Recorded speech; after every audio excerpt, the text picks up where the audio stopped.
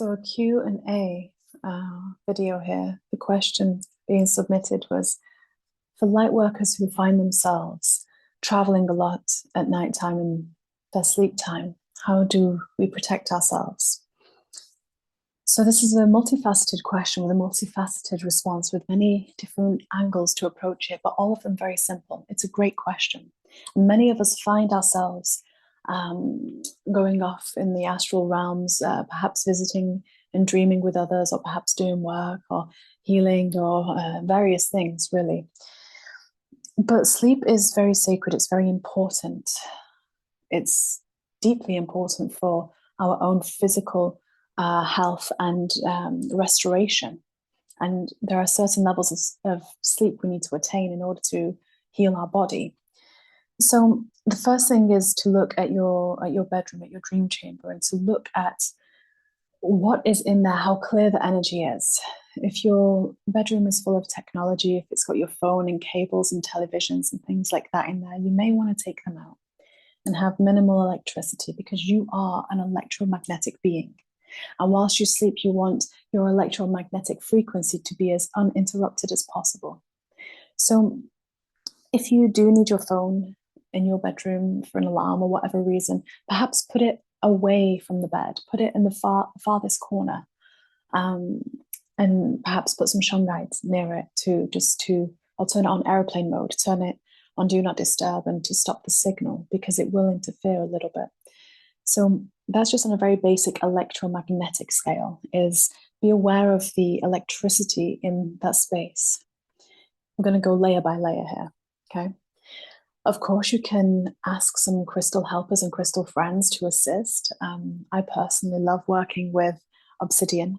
I know some love working with tourmaline. What I will say is, if you're working with crystals that are black and shiny, they can operate as mirrors, as portals, you see. So Obsidian is often used for scrying.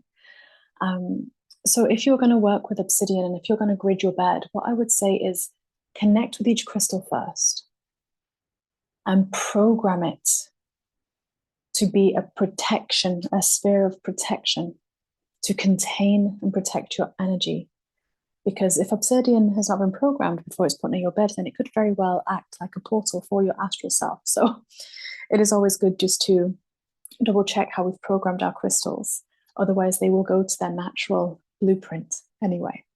So the way I do that is just bring the crystal, whatever the crystal is. This is labradorite. That's just in front of me right now. I bring it to my heart and I breathe and I connect. And I let my heartbeat and my heart light connect with the crystal, and I form a little dialogue, a little conversation, a little connection. Whenever I feel that connection take place, I ask if the crystal wouldn't mind allowing itself to be programmed to protect and hold the space, or whatever it is you're programming the crystal for, of course. The labradorite does something very different. But how we go to sleep, sleep hygiene. I personally like to have a shower before I go to sleep, to just wash off the day, wash off the energies, just cleanse my auric field. I like to do that. I try to not be near blue light too late at night. So that's the phone screen or the TV. I like to do things in the last hour that will relax me, whether that's meditation or whether that is reading a book. Just things that will slow down the body and slow down the vibration. Whatever time you choose to get to sleep, that's up to you. But it does all depend on, it does all impact your sleep hygiene. It impacts your level of energy when you awaken. So if you are needing to wake up early in the morning, go to bed earlier. It sounds so simple, but the quality of sleep and whether you can be protected in your sleep is also very dependent on how much sleep you're allowing yourself to get.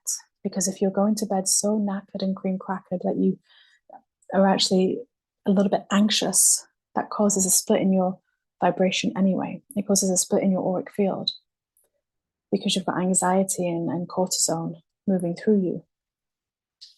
So try to look after your sleep schedule a little bit. Try to be kind with what you put in your body before nighttime, and Allow yourself some space and some time for your body to relax and wind down. So all these things, very practical, very physical, they all have impact. It's not just for light workers, it's for everyone, really. Whether you call yourself that or not, everyone is under the same parameters, being in a physical form. But on a more metaphysical and a more spiritual level, you can connect with your dream guide or Archangel Michael. And when you're connecting, so everyone has a dream guide or a dream angel. Some believe that this is your guardian angel. Some believe this is someone different, a different being. You feel into who that is for you. But there is a being that is going to be protecting you at night, guiding your dreams, guiding where your astral self goes. And you can go through any layer of the astral realms, the upper or the lower or the middle astral, which will depict also the dreams. So a lot of times when we're getting depleted, we are finding ourselves spiraling into the lower astral without realizing, and usually because we're not looking after our awake time vibration. So I know there's lots of different things being offered here, but just to really make it simple, one of the best things to do and the best thing to do is to have a really good chat with yourself and just see, are you honoring and respecting what your body needs? Because that's really what sleep is for. Sleep is for the body to restore, replenish, rejuvenate, so that you can be awake and go about your day and enjoy the creation that is being you. But if you're finding that you're not allowing yourself the time to be in balance, it will affect your sleep time too. Of course it will.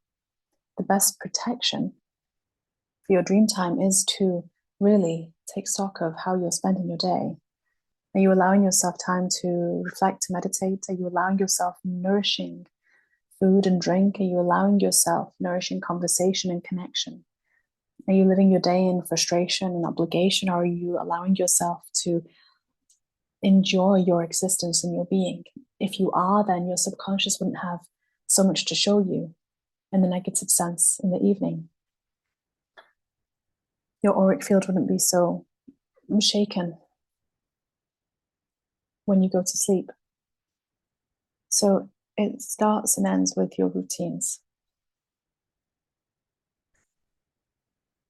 But yes, there are extra things physically that you can do, such as working with crystal helpers and working with wonderful physical expressions, such as how you have your bedroom or your dream chamber, how you go to bed at night, what emotion you're feeling, whether you've cleared that. If you're in bed with another, how are you feeling about that other person? And if they're your partner, then that's an even bigger question. Like the phrase says, never go to bed angry.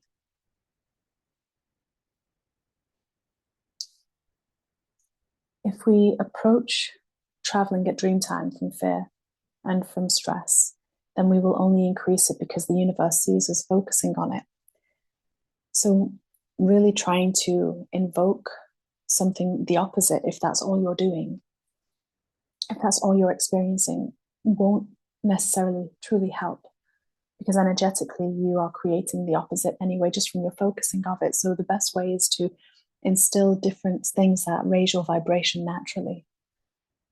Meditation and less blue light and healthy, nourishing, wholesome foods, not too late at night, and various things.